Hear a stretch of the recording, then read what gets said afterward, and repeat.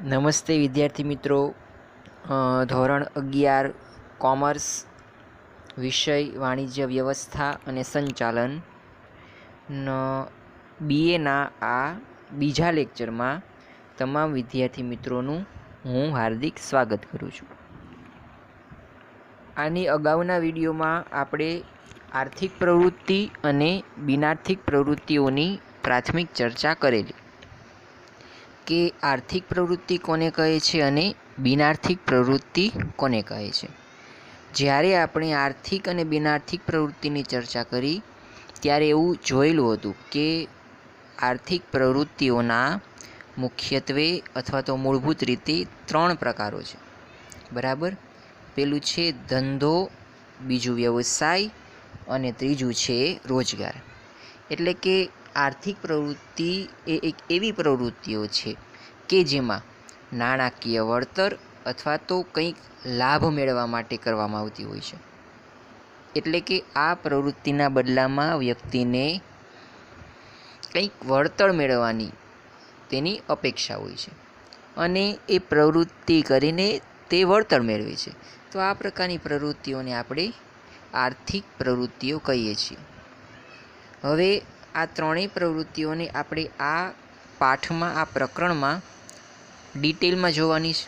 તેનો અર્થ, તેની વ્યાખ્યાઓ, લક્ષણો, હેતુઓ, આ બધી જ વિગતો અહીંયા આપણે વારાફરતી જોવાની છે. આર્થિક પ્રવૃત્તિઓનો પહેલો પ્રકાર છે બિઝનેસ, એટલે કે ધંધો. ધંધો એટલે શું? ધંધાના લક્ષણો શું છે? ધંધાના હેતુઓ વગેરેની આપણે અહીંયા ચર્ચા કરવાની છે. તો એક ક્વેશ્ચન વ્યક્તિના મગજમાં ઉદ્ભવે કે ધંધો એટલે શું? તો જે શબ્દ આપણે સામાન્ય વ્યવહારમાં સાંભળીએ છીએ કે આ વ્યક્તિ પોતાનો બિઝનેસ કરે છે અથવા તો તે પોતાનો સ્વતંત્ર ધંધો કરે છે. તો ધંધો કોને કહેવાય? કોમર્સની લેંગ્વેજમાં, કોમર્સની ભાષામાં ધંધો શું છે? ધંધો કોને કહીશું?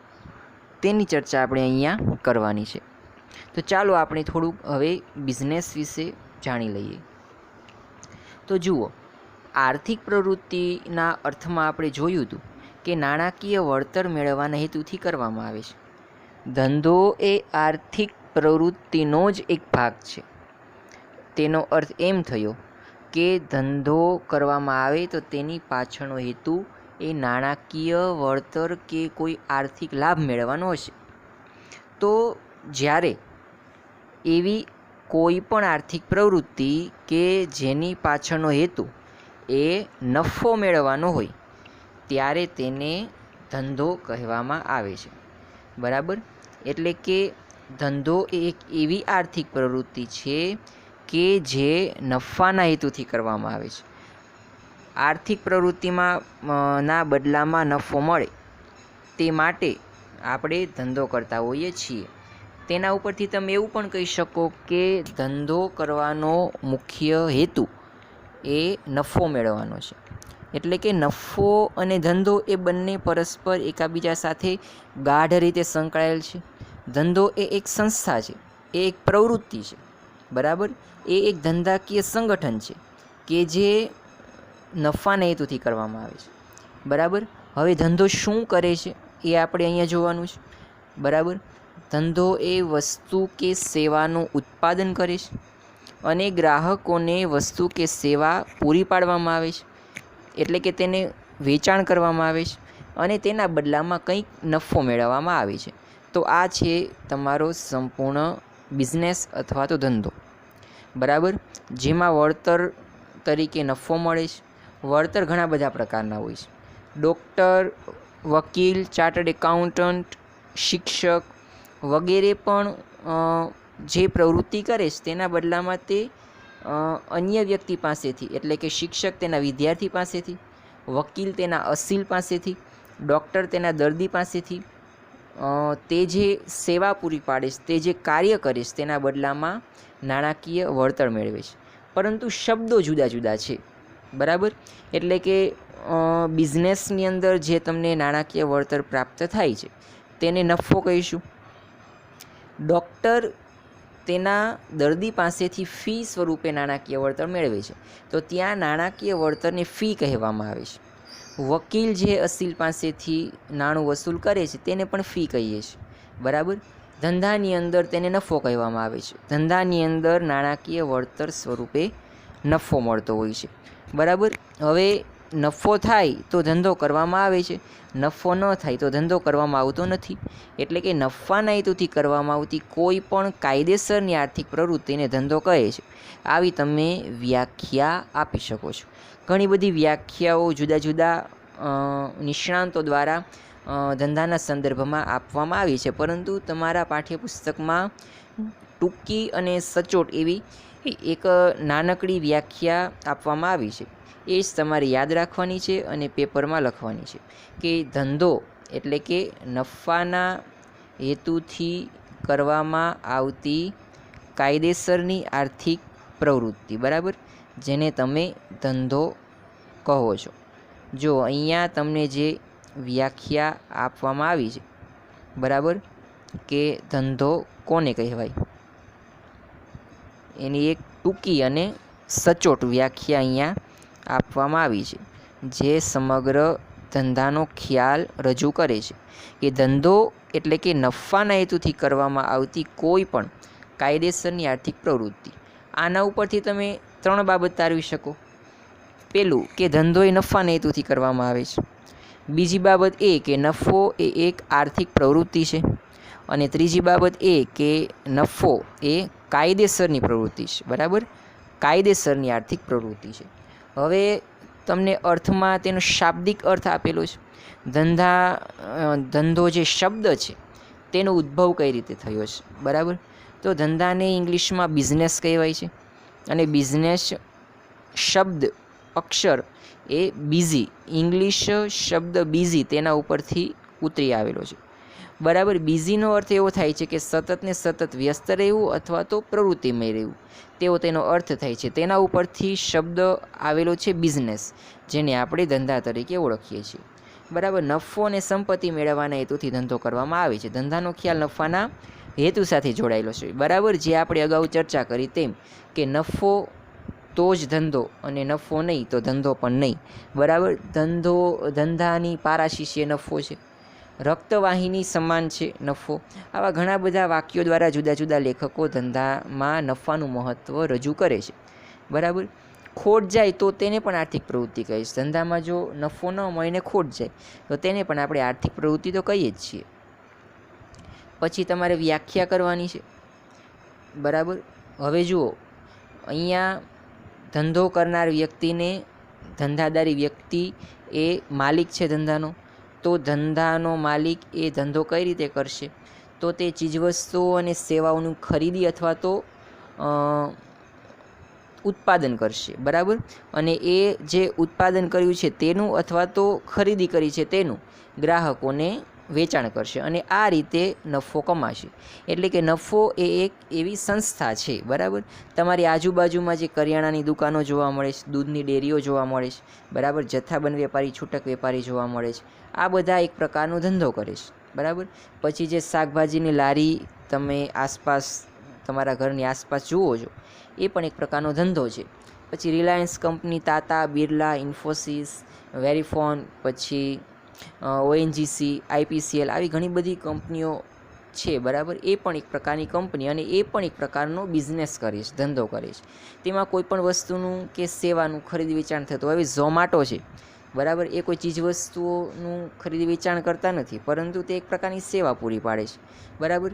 કે જે ફૂડ છે તેના ઉદ્ભવ સ્થાનેથી, જે તેનું ઓરિજિન્સ છે ત્યાંથી તેના ડેસ્ટિનેશન સુધી, એટલે કે એનો ઉપભોગના સ્થળ સુધી પહોંચાડવાનું, એટલે કે હોમ ડિલિવરીની સુવિધા પૂરી પાડે છે અને તેના બદલામાં તે કંઈક વળતર તરીકે મેળવે છે. તો એ પણ એક પ્રકારનો બિઝનેસ છે. બરાબર. એટલે કે વસ્તુ કે સેવાનું ખરીદી વેચાણ કરવા સાથે ધંધાને સંબંધ છે. ધંધો એ એક સંસ્થા છે. આટલી વિગતો તમારે ધંધાના અર્થમાં યાદ રાખવાની છે. હવે ધંધા ઉપરથી તમારે તેના લક્ષણો તારવવાના છે. પેલું લક્ષણ આપેલું છે કે નફાનો હેતુ. સ્વાભાવિક છે કે ધંધામાં નફાનો હેતુ રહેલો છે. નફાના હેતુથી ધંધો કરવામાં આવે છે. જો ધંધામાં નફો ન હોય તો ધંધો પોતાનું અસ્તિત્વ લાંબા સમય સુધી ટકાવી શકતો નથી. નફો હોય તો જ ધંધો હોય, નફો ન હોય તો ધંધો હોય નહીં. આ રીતે ધંધાને નફા સાથે સંબંધ છે.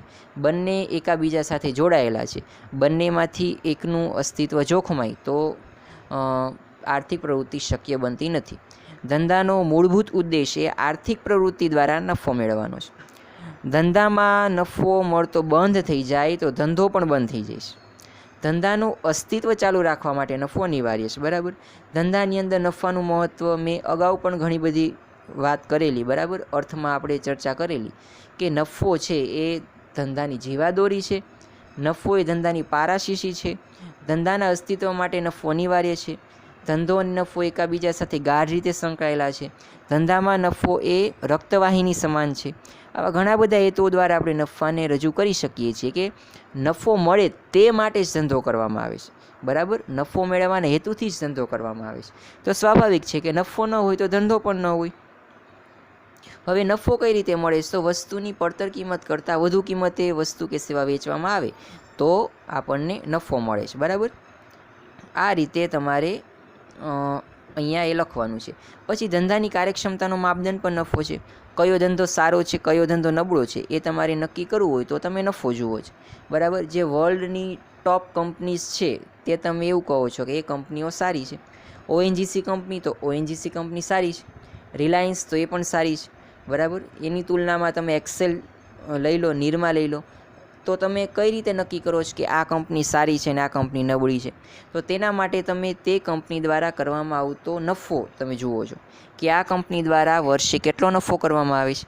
તેની આધારે તમે નક્કી કરો છો કે કઈ કંપની સારી, એટલે કે કયો બિઝનેસ, કયો ધંધો સારો છે, કયો ધંધો કે કયો બિઝનેસ નબળો છે.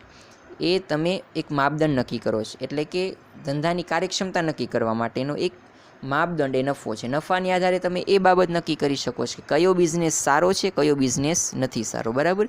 આ રીતે તમે ધંધાની કાર્યક્ષમતાના માપદંડ તરીકે નફાનો ઉપયોગ કરો છો. નફો એ ધંધાની પારાશીશી છે. બરાબર. તો પહેલું લક્ષણ એ નફાની અનિવાર્યતાને લગતું છે. નફો ધંધામાં જરૂરી છે તે બાબત દર્શાવે છે. પછીનું એક્ઝામ્પલ આપણે લઈ શકીએ નફાનું કે કોઈ પણ બિઝનેસ હોય છે. બરાબર. તેમાં જો નફો ન થાય તો બિઝનેસ કરવાનો કોઈ અર્થ જ સરતો નથી. એટલે કે બિઝનેસ બંધ થઈ જાય છે. નફો મળે તે માટે જ તમે બિઝનેસ કરો છો. બરાબર. અન્યથા તમે બિઝનેસ કરતા નથી. ત્યારબાદ બીજું આપેલું છે લક્ષણ એ વસ્તુઓ અને સેવાનો વિનિમય. એટલે કે ધંધા દ્વારા વસ્તુ અને સેવાનો વિનિમય કરવામાં આવે છે. વિનિમય એટલે કે આપ લે કરવી. ધંધામાં વ્યક્તિ, એટલે કે ધંધાદારી વ્યક્તિ, ધંધાનો માલિક એ શું કરશે? તો કે જથ્થાબંધ વેપારી પાસેથી ચીજવસ્તુઓ અને સેવાઓની ખરીદી કરશે. બરાબર. અને અથવા તો તેનું ઉત્પાદન કરશે. પોતે કોઈ વસ્તુ કે સેવા બનાવશે અથવા તો જથ્થાબંધ વેપારી પાસેથી તેની હોલસેલમાં ખરીદી કરશે અને ગ્રાહકોને તેનું વેચાણ કરશે. આ રીતે માલ કે સેવાની તે ફેરબદલી કરે છે, તેનો વિનિમય કરે છે. બરાબર. હવે જુઓ, વસ્તુ અને સેવા બંનેના વિનિમય સાથે સંકળાયેલું છે. જુઓ, ઇલેક્ટ્રોનિક ચીજવસ્તુ, અહીંયા તમને એ ઉદાહરણ આપેલું છે કે ઇલેક્ટ્રોનિક્સના સાધનોનું ઉત્પાદન કરતી કંપનીએ ભૌતિક વસ્તુનો વિનિમય કરે. બરાબર. જેમ કે તમે કોઈ ઇલેક્ટ્રોનિક્સ ચીજવસ્તુઓ લેવા જાઓ, રેફ્રિજરેટર, પછી બ્લેન્ડર, ગ્રાઇન્ડર, મિક્સચર, આ બધી ચીજવસ્તુઓ, ઇલેક્ટ્રોનિક્સ ચીજવસ્તુઓ તમે ખરીદવા જાઓ છો તો એ વસ્તુનો વિનિમય થાય છે.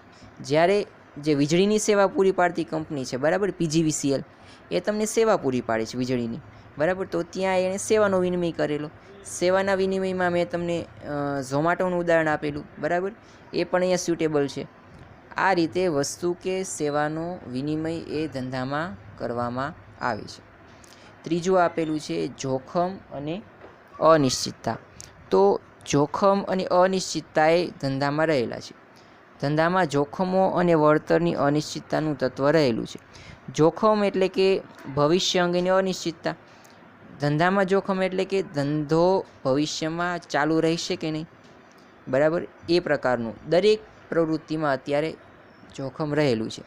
બરાબર. મોટામાં મોટું ઉદાહરણ તમે જોખમનું વર્તમાન પરિસ્થિતિમાંથી લઈ શકો છો. એ મોટું ઉદાહરણ છે એ કોરોનાનું. બરાબર. કે કોરોના એ એક પ્રકારનું ધંધા ઉપરનું જોખમ છે. કોરોનાને કારણે ઘણા બધા ધંધાઓ પડી ભાંગ્યા છે.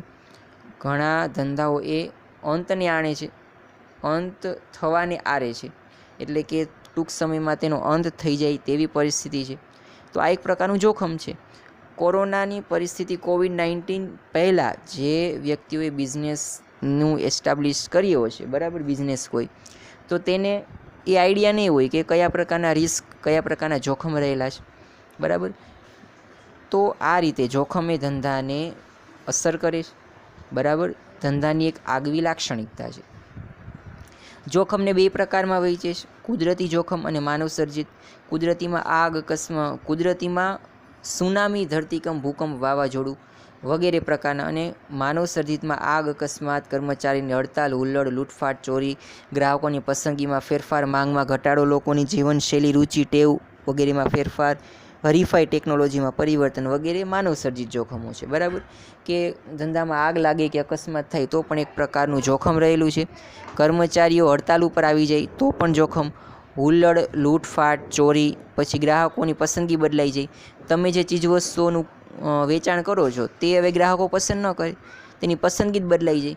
અચાનક માંગમાં ઘટાડો થાય, જેમ કે લોકડાઉનની પરિસ્થિતિમાં મોટાભાગની ચીજવસ્તુઓ અને સેવાઓની માંગમાં ઘટાડો થયેલો, બરાબર. જેમ કે જે હોટેલ સેવાઓ હતી, રેસ્ટોરન્ટ હતા, એ રેસ્ટોરન્ટ્સ અને હોટેલ સેવાઓ, ઢાબાઓ, એ બધું બંધ થયું, એટલે કે માંગમાં ઘટાડો થયો, બરાબર. લોકોની જીવનશૈલી બદલાઈ જાય.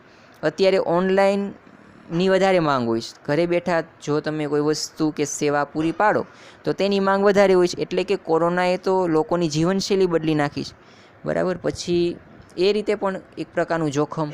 રુચિ, ટેવ વગેરેમાં ફેરફાર થાય છે. અને હરીફાઈ અને ટેકનોલોજી. અત્યારે ટેકનોલોજીને કારણે ઘણું બધું પરિવર્તન થયેલું જોવા મળે છે. આવા અનેક પ્રકારના જોખમો રહેલા છે.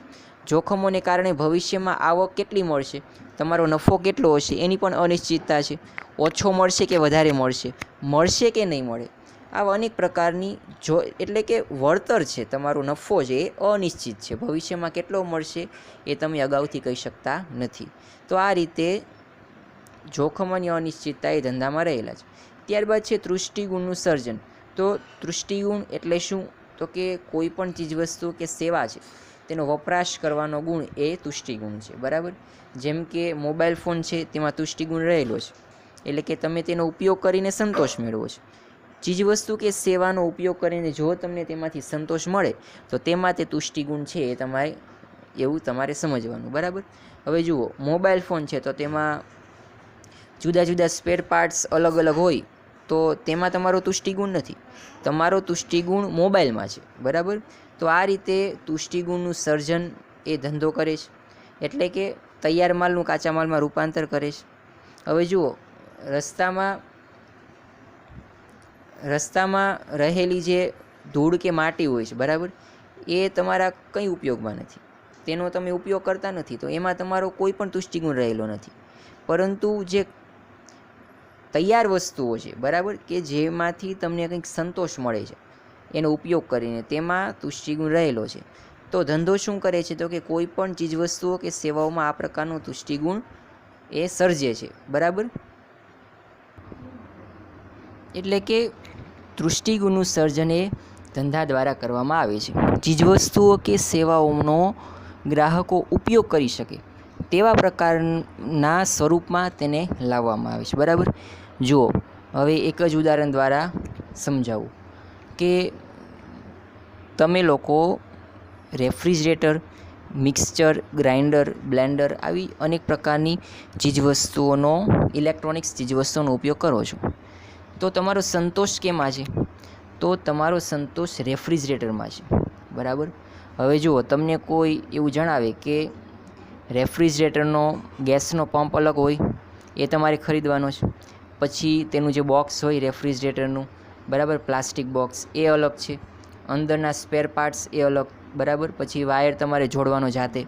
તો આ રીતે છૂટક જે ચીજવસ્તુઓ મળે છે એ ખરેખર મળે છે, નથી મળતું એવું નથી, માર્કેટમાં એ વસ્તુઓ મળે છે, પરંતુ તેમાં તમારો સંતોષ નથી. તમારો સંતોષ રેફ્રિજરેટરમાં છે. તો ધંધો શું કરે છે?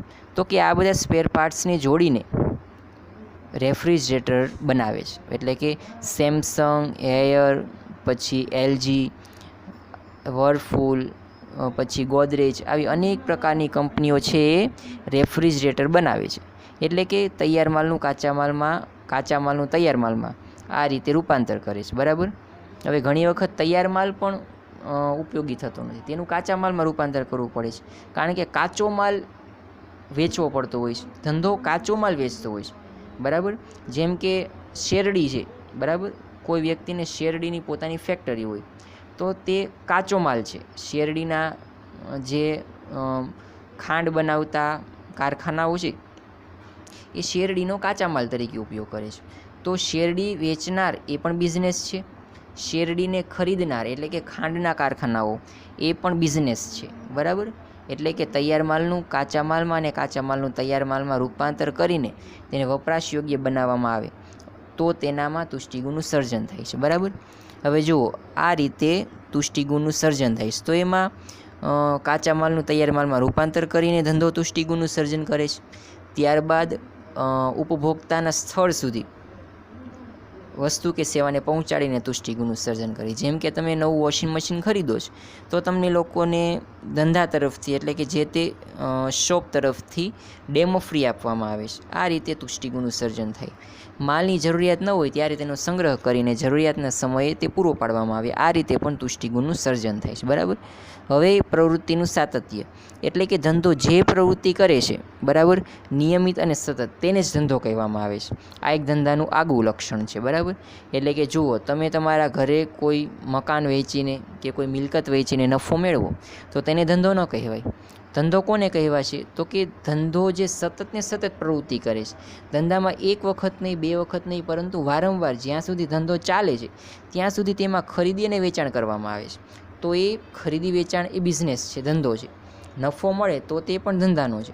પરંતુ તમે પોતાના ઘરે કોઈ મકાનની લેવડ દેવડ કરો, બરાબર, તો એ ધંધો નથી, કારણ કે આ પ્રકારની લેવડ દેવડ એ સતત પ્રવૃત્તિ નથી, ક્યારેક જ બને છે, નિયમિત નથી. પરંતુ ધંધામાં જે પ્રવૃત્તિ કરવામાં આવે છે એ નિયમિત છે. બરાબર. એટલે કે એમાં નફાના આશયથી કરવામાં આવે છે અને ખરીદી વેચાણ કરવામાં આવે અને તે ધંધામાં વારંવાર કરવામાં આવે છે. આ રીતે જે ધંધાકીય પ્રવૃત્તિ છે તેનું સાતત્ય એ ધંધામાં રહેલું છે. ધંધો જે પ્રવૃત્તિઓ કરે છે તેનું એક પ્રકારનું સાતત્ય એ અહીંયા ધંધામાં રહેલું છે. તો આ લક્ષણ છે તમારું કે ધંધામાં પ્રવૃત્તિનું સાતત્ય રહેલું છે. ત્યારબાદ ધંધામાં નાણાંની જરૂરિયાત રહેલી છે. નાણાં વગરનો નાથીઓ નાણે નાથા લાલ.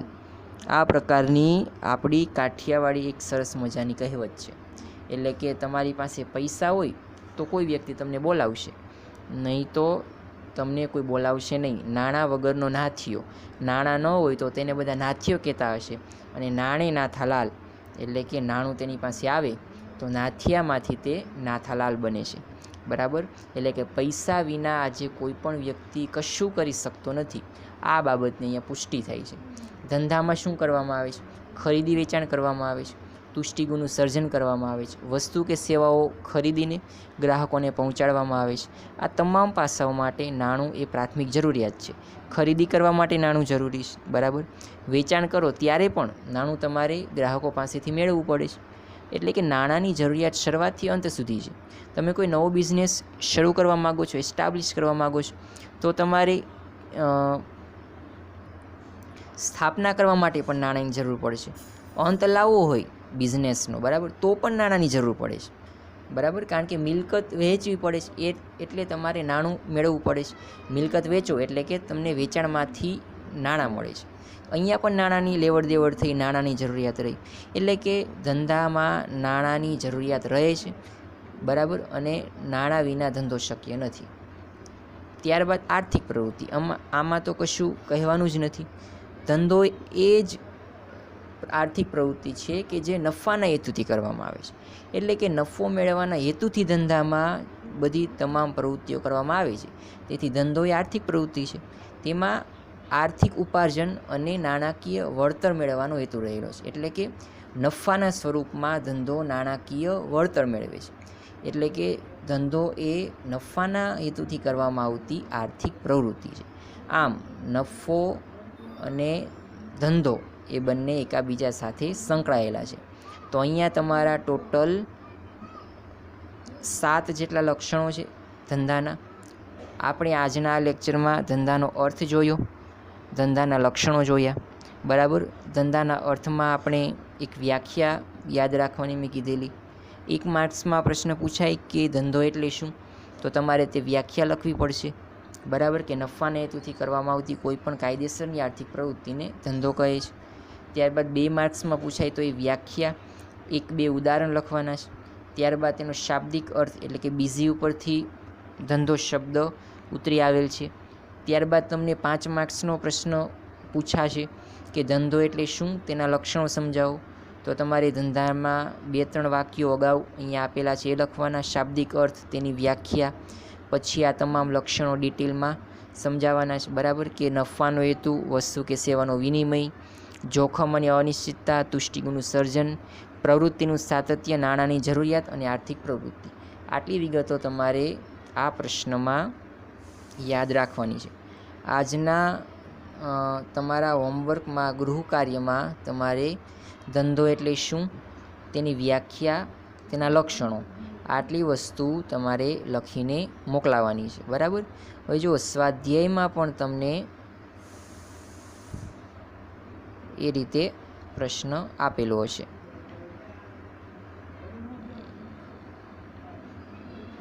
જો અહીંયા આપેલું છે બીજો પ્રશ્ન, બરાબર. કે માલના ઉત્પાદનના સ્થળેથી ઉપભોક્તા સુધી લઈ જવામાં આવે એટલે કયા પ્રકારના તુષ્ટિગુણનું સર્જન થાય છે, બરાબર. તો અહીંયા તુષ્ટિગુણનું સર્જન એ જે મુદ્દો હતો એમાંથી તમને આનો આન્સર મળશે. એટલે કે અહીંયા કયા પ્રકારના તુષ્ટિગુણનું સર્જન થાય છે, તો તેમાં 3 પ્રકારના તુષ્ટિગુણ આવે છે. સમય તુષ્ટિગુણ, સ્થળ તુષ્ટિગુણ, બરાબર. તો આ રીતે તમારે આ કયા પ્રકારનું તુષ્ટિગુણ છે એ તમારે ચર્ચા કરવાની છે અહીંયા. તો તમારે એક માત્ર નામ જ લખવાનું છે કે કયા પ્રકારનો તુષ્ટિગુણ. તો અહીંયા તમારે માલને ઉત્પાદનના સ્થળેથી ઉપભોક્તાના સ્થળ સુધી લઈ જવામાં આવે એટલે આ જે કાર્ય એ ઝોમાટો અત્યારે આપણે જોઈએ છીએ એ કરે છે, બરાબર. આ કંપની કરે છે એટલે કે ડિલિવરીની સુવિધા પૂરી પાડે છે. તો અહીંયા એણે સ્થળ તુષ્ટિગુણનો સર્જન કરેલું છે. ઝોમાટો કંપનીએ સ્થળ તુષ્ટિગુણો એટલે કે ગ્રાહકોને જ્યાં તેણે ઉપયોગ કરવાનો છે ત્યાં ચીજવસ્તુઓ અને સેવાઓ પહોંચાડે છે, બરાબર. આ રીતે તેણે તુષ્ટિગુણનું સર્જન કરેલું છે. પછીનો પ્રશ્ન તમને અહીંયા આપેલો છે કે ધંધાને આર્થિક પ્રવૃત્તિ કેવી રીતે કહી શકાય. ત્રીજામાં પહેલો આપેલો છે, બરાબર. કારણ કે નફાના હેતુથી કરવામાં આવે છે, બરાબર.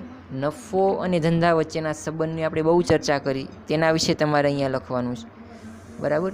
કે ધંધો એ નફાના હેતુથી કરવામાં આવે છે, નફો મળે તો જ ધંધો કરવામાં આવે છે, નફો ન મળે તો ધંધાનો અંત આવે છે. નફો એ ધંધાની પારાશીશી છે, ધંધા માટેની પૂર્વ શરત છે, આવશ્યકતા છે, એ નફો છે. આવી તમારે અહીંયા ચર્ચા કરવાની છે. પછી મોટો પ્રશ્ન 5 માર્ક્સનો અહીંયા આપેલો છે કે ધંધો એટલે શું, તેના લક્ષણો જણાવો અથવા તો તેની લાક્ષણિકતાઓ જણાવો.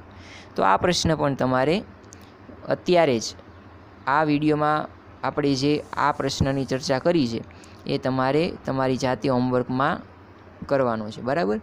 તો અહીંયા આપણે BA વિષયના એટલે કે વાણિજ્ય વ્યવસ્થા અને સંચાલનના આ બીજા વિડીયોને અંત તરફ લઈ જઈએ છીએ અને 2 પ્રશ્નોની આપણે અહીંયા ચર્ચા કરી ચૂક્યા છીએ અત્યાર સુધીમાં.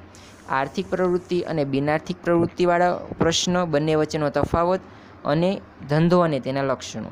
તો તમારે તમારા એક અલગ ચોપડામાં આટલા પ્રશ્નો લખવાના છે. અગાઉના લેક્ચરમાં મેં તમને આર્થિક અને બિનઆર્થિક પ્રવૃત્તિની ચર્ચા કરેલી છે, એ કઈ રીતે લખવું એ મેં તમને ત્યારે સમજાવેલું છે. હવે તમારે ધંધો ને તેના લક્ષણો વિશે તમારી જાતે લખવાનું છે.